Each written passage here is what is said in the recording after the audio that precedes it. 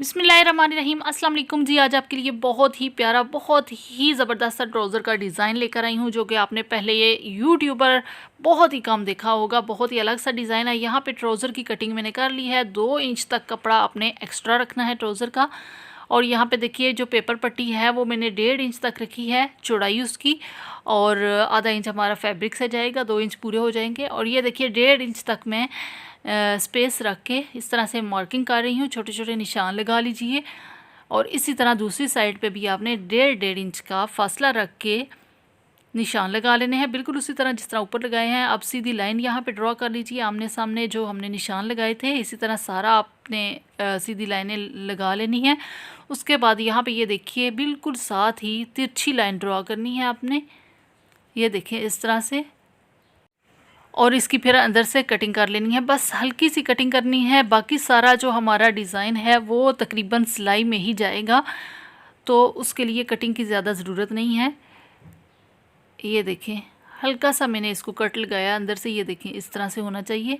अच्छा, ये लंबाई जो है वो आप अपनी मर्ज़ी से भी रख सकती हैं। मैंने 1.5 इंच तक की रखी है, फिर उस हिसाब से आप कटिंग भी ट्राउज़र की कीजिए। अच्छा, अब यहाँ पे आपने ट्राउज़र की जो उल्टी साइड है वो ले लेनी है, और इस तरह से आपने पेपर पट्टी को इस्त्री कर लेना है और चिपका लें इसको। और फिर उसके बाद आपने इस तरह से इसको मोड़ देना है फैब्रिक को, ठीक है। सीधी सीधी साइड की तरफ इस तरह से मोड़ लीजिए। और फिर आपने यहाँ पे देखिए सिलाई किस तरह से लगानी है वो मैं आपको बताती हूँ। बिल्कुल कपड़े पे आपने सिलाई नहीं लगानी है। आपकी सिलाई जो है वो पट्टी के ऊपर आनी चाहिए, जो पेपर पट्टी है हमारी उसके ऊपर आनी चाहिए। मैं अभी आपको क्लोज से दिखाती हूँ। ये देखिए इस तरह से आपने सिलाई लगानी है। ऊपर बिल्कुल नोक नहीं बनानी है, थोड़ा सा आपने 2-3 टंके इस तरह से लगा लेने हैं।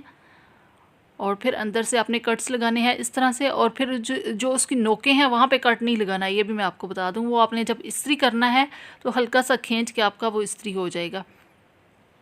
अब यहाँ पे देखिए इसको हमने कट करने के बाद आपने इसको सीधा कर लेना है, और सीज़र ले लें, उसकी मदद से आप इसकी नोकें निकाल लें। ये देखें इस तरह से सारा सीधा कर लें। ये हो गया, मैंने इसको इस्त्री भी कर लिया है। अब यहाँ पे जो इसके अंदर स्पेस है थोड़ी थोड़ी थी, वहाँ पे मैं कुछ पर्ल्स लगा रही हूँ।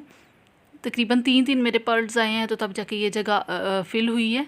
छोटे वाले 2 लगाए हैं मैंने, और बड़े वाला दरमियान में 1 लगाया है।